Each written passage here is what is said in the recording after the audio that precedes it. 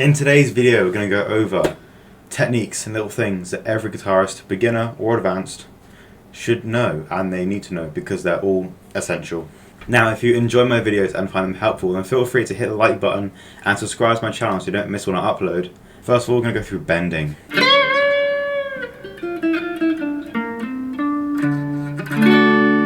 So essentially a bend is quite literally bending a string. It's very easy. It's probably one of the first techniques you'll probably learn, maybe apart from some of the other ones we'll go through in a minute. But essentially we're bending the string to create tension so we can get to a note. So if you want to get to this note from here, 12 to 15, that's 1.5 steps. So we're going to bend up to that note.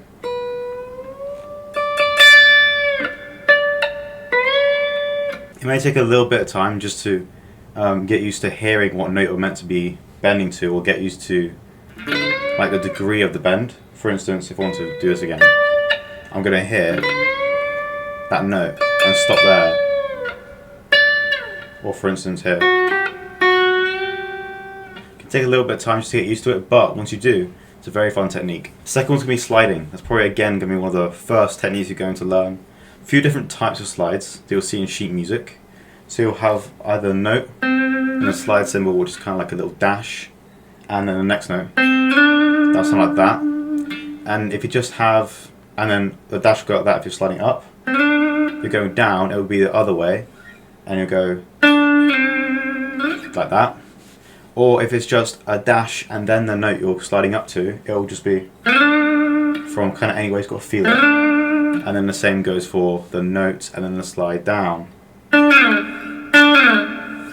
in the sheet music. But again, used everywhere. You can spice up a solo a little bit. Just use it wherever you can. And it can also make it a little bit more interesting as well. So if you just took this very simple, it's okay. It's a little bit more interesting. Next thing is going to be palm muting. Used a lot in metal music for like rhythm. Basically what we're doing, is we're using this fleshy part of your hand where the thumb is, and we're just placing that near the bridge, not too far up, otherwise you'll get a sound, but not like actually on the bridge, otherwise you won't get enough. So kind of in the sweet spot, you'll have to find it. So what I like to do to start off, if you're going to try to find out where the sweet spot is, just place this part of your wrist where it starts right onto the bridge. That's where I place mine to get my sound. But it's used a lot in like specifically rhythm. Maybe not lead unless you're doing like a something like that. That's not bad. There we go.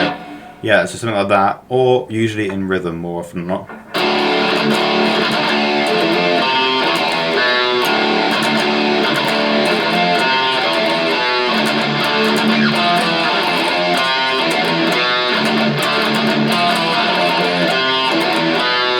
But it's also a very fun technique, especially for galloping. It's really fun. That's a bit of an advanced technique though. The next one is going to be tremolo picking. Let me just get back my cleaning patch. So tremolo picking, unless you're James Hetfield, you're going to use this at some point, because it's, instead of just doing downstrokes the whole time, we're going to go down, up, down, up, down, up when picking the string. So usually when we pick the string, we're usually doing that to strike the string I pick, but what we can do is we can go past it or through it and come back and double back on ourselves and just keep going like that.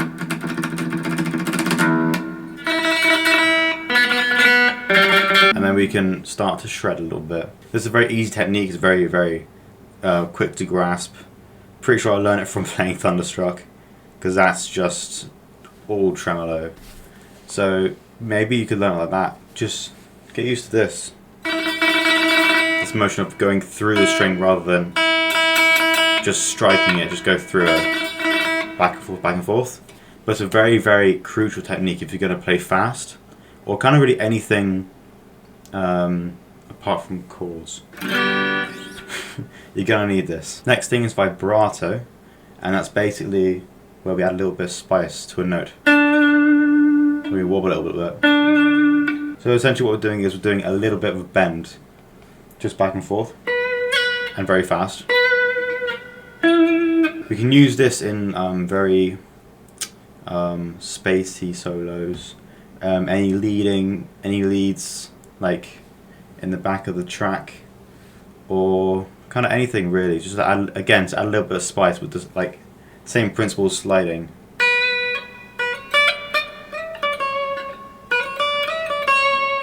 Just add a little bit here and there, just to make it a little bit more interesting and sound a little bit more, you know.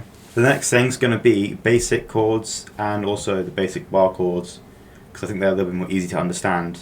Once you, that's a little bit of theory you're going to need to know. So obviously basic chords are going to be open chords like C, G, G, E minor, E.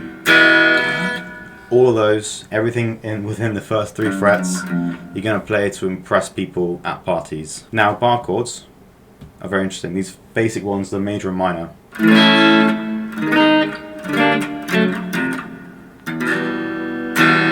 So obviously, technically a bar chord is the E minor open chord, because everything's open. So that's going to be E minor, E major, technically a bar chord. So how do we get a bar chord on the note we want?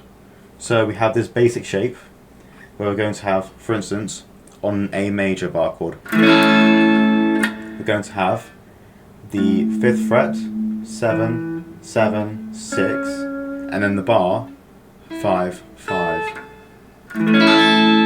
Now, to get any other major chord on any other note, we're just going to move it. For instance, B, C, D, E an octave up, and we just stick to that shape to get any major bar chord. That's an F. So you might need to know the notes of the E string on the frets. For instance, E, F, F sharp, G, G sharp, A, and so on and so forth, the whole way up the neck. And this is also an E.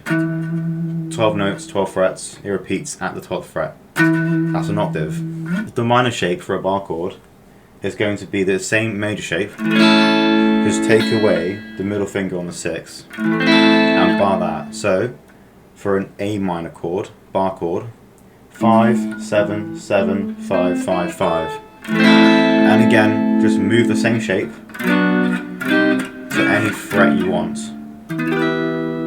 to get that chord with that note. And then they have the E minor open chord. That's a little bit about chords. I might do another video on those once I get to know them a little bit better and get my theory a little bit stronger as well before I teach people. The next thing's going to be probably easier than that. Power chords. Again, metal, rock, punk rock, anything that isn't pop really. I have done a full video on power chords on my channel, so if you want to go check that out, I'll put it on the card in the top right corner. But basic understanding is it's the root and 5th power chord. So for instance, we're in E standard, we have an A.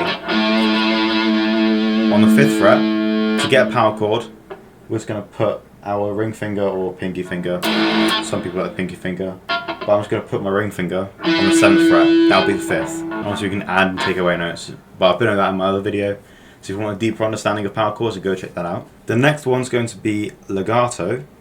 This is going to be a little bit more of an advanced technique, but it comes into hammer-ons and pull-offs, which aren't that advanced, but just having legato can be a little bit tricky for a beginner because you need a lot of fret hand strength to sound out the note, especially on a clean patch. So how this works is, to sound out a note, we have to, 1, have the string vibrating. That's why we pick it or pluck it. And then we have the notes, which is going to be cut off by the fret. So anything past here is not vibrating. This up here is, and the pickups pick up the vibrations. Well, I'm not going to go into deep, but that's basic understanding of how it works. So what we can do is, for a pull-off, we can basically use our fingers as a pick or as our right hand. So I'm just pulling off. So I'm just, you can see it there a little bit better if I do it slow. Just using some force to use my pinky finger or any other finger as a pick, so I can pluck the string to get the string to vibrate. And then I have this barred or fretted so that the frequency is cut off at the fret. And to hammer on, we basically just smack the fretboard and pray that we have enough gain to sound out a note. We can also, if we're going to do a scale, this is a good exercise, we can pick once to start the string to vibrate and just continue as normal. A good advantage of this is we can use it in tapping, which is just legato.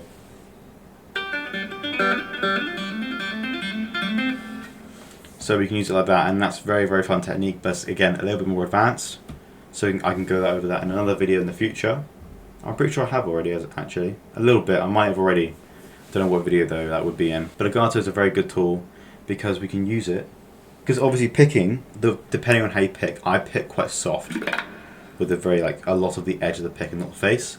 So I'm picking quite soft anyway, but some people like to attack the string. That's quite a harsh sound. So if we want to go for a more soft sound, we can use legato to create a more airy, spacey sound within either a lead or the rhythm of a song. So you can use it a lot in very different ways. So it's a very good technique that you must learn. The last one's going to be very specific.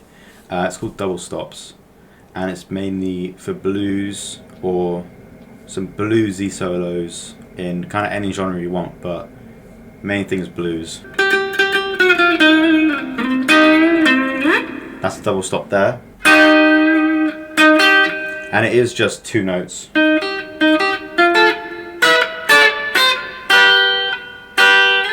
And they're being sounded out together to create a little bit of like a little bit of a clashy sound, but it's quite nice. It's pleasant. It's a bit like a power chord, where we just go like that. So it's essentially a power chord, but it's more up here and used in more solos, blues, riffs, stuff like that. But it's again a very fun technique or skill to have. Also in funk as well. But that is the end of the video. I hope you enjoyed, hope you found this helpful. If you did, then again make sure you subscribe so you don't miss when I upload for more technique videos, and I'll see you in the next one.